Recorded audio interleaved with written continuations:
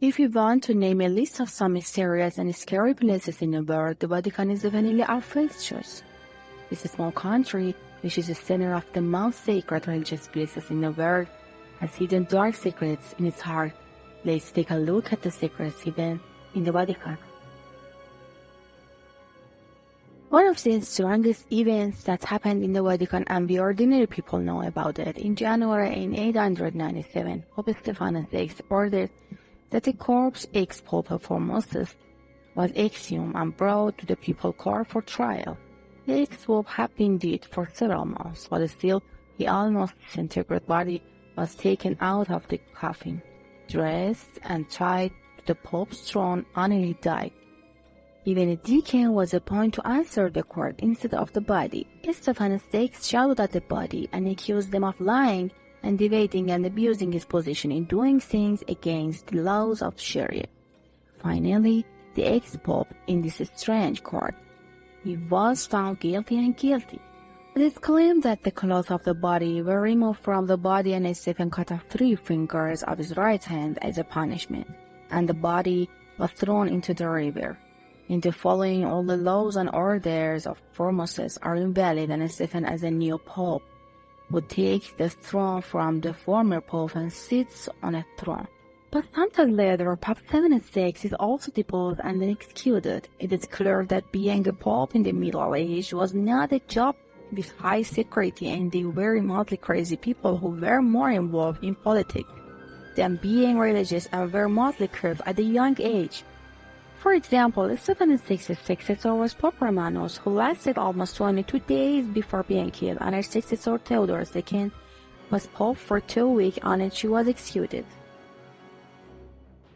For centuries, followers of the Catholic Church believed that in the 9th century, a woman named Pope John led the Church.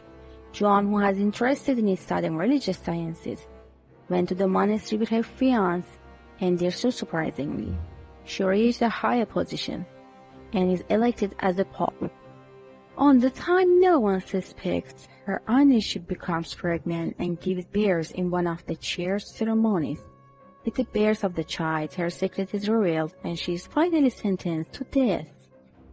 Many believe that the examination of the Pope's penis and his coronation originates from this incident. In 2010, a person named Gabriel Ambers, in an interview with the Italian newspaper La Repubblica, revealed the new dimensions regarding the activities of the Vatican Church. He alone has exorcised 70,000 cases of demonic possession. He says that in the year 1981, Pope Paul II was attacked and possessed by demons, and the church managed to repel it. It is said that on May 13, 1918, 3 Portuguese children named Lucia Santos, Francisca and Justina Marco met the Virgin Mary outside the plane in Holy Fatima. This visit continued 6 times between the months of May and October, and while people were also present, but these 3 children were able to see the Holy Mary. They had heard prophecies from the Holy Mary about the Russian Revolution and World War, and the 3rd prophecy was related to the murder of Pope John Paul II, who was saved from murder because of this prophecy. And on May 13, 1987, she visited the city of Fatima in Portugal to thank for saving her life. There are other documents that show that the church had many deals with the Nazis, such as obtaining the right to remain silent about the crimes of the Nazis, storing the gold stolen by the Nazis from a war, and the collaboration of the Red Cross and the Vatican on the escape of Nazi Germany's criminals at the end of World War II, which is documented in a book called Nazis on the Run, written by Gerald Stenker. A Russian historian professor named Janusz Ludwig managed to get access to the secret archive of the Vatican and claimed that the books talk about the connection of the Egyptian to Mayan civilization with the extraterrestrial and records of the use of nuclear weapons in ancient times. But this very left claim because the professor could not bring notes from those books with him.